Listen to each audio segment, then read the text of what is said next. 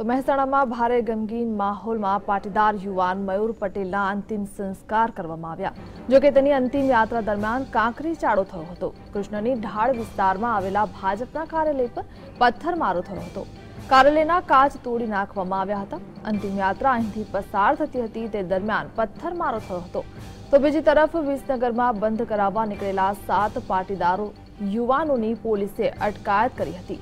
જાહેરનામાના ભંગ બદલ કલમ 188 હેઠળ તેમની સામે કાર્યવાહી કરવામાં આવી।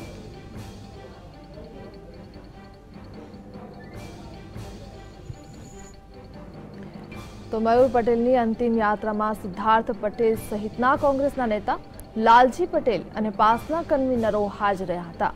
અનામત આંદોલન વખતે મહેસાણામાં થયેલા તોફાનોમાં પોલીસ ગોળીબારમાં ઘાયલ પાટીદાર યુવકે 4 મહિનાની સારવારના અંતે હોસ્પિટલના બિછાને અંતિમ શ્વાસ લીધા હતા। અનામતે વધુ એક પાટીદારનો ભોગ લેતા ફરી એકવાર ગુજરાતમાં અનામત પાર્ટ 2 વકરે તેવી સંભાવના છે। પાટીદાર યુવકના મોત બાદ મહેસાણામાં અચંબાભરી સ્થિતિ સર્જાઈ છે। મહેસાણા સ્વૈચ્છિક રીતે બંધ છે, જેને જોતા મહેસાણામાં સઘન સુરક્ષા બંદોબસ્ત કરવામાં આવ્યો છે। તો આ વિશે વધુ માહિતી આપી રહ્યા છે અમારા સંવાદદાતા સંકેત। જે સંકેત, હાલની પરિસ્થિતિ કેવી છે, શું જાણકારી મળી રહી છે? અત્યારે હાલ જે સમગ્ર મામલો હતો તેમાં મયુરની અંતિમ યાત્રા જે નીકળનાર હતી તેમાં મહેસાણા જિલ્લામાં પાસ દ્વારા જે બંધનું એલાન આપવામાં આવ્યું હતું તેમાં સમગ્ર મહેસાણા જિલ્લામાં જેમાં વિપરીત પરિસ્થિતિનું જે નિર્માણ થયું હતું તેમાં મહેસાણા અને વિસનગરમાં જે અનામત આંદોલન શરૂ થયું હતું।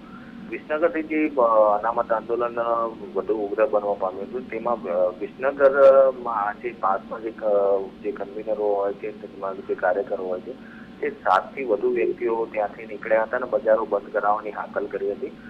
સ્થાનિકોમાં આ બાબતે ભારે રોષ જોવા મળ્યો હતો, જેના કારણે પોલીસ ત્યાં ઘટના સ્થળે આવીને 7 વ્યક્તિની અટકાયત કરવામાં આવી છે। જે માહિતી અત્યારે હાલ સાંપડી રહી છે તેમાં ભાજપ કાર્યાલયનું જે તોડફોડ કરવામાં આવી છે, કાચ તોડી નાખવામાં આવ્યા છે અને અત્યારની જે પરિસ્થિતિ છે તેમાં મયુરના જે પરિજનો છે તે અંતિમ સંસ્કાર કર્યા બાદ ઘરે પરત ફર્યા હોવાની ચોક્કસ માહિતી મળી રહી છે।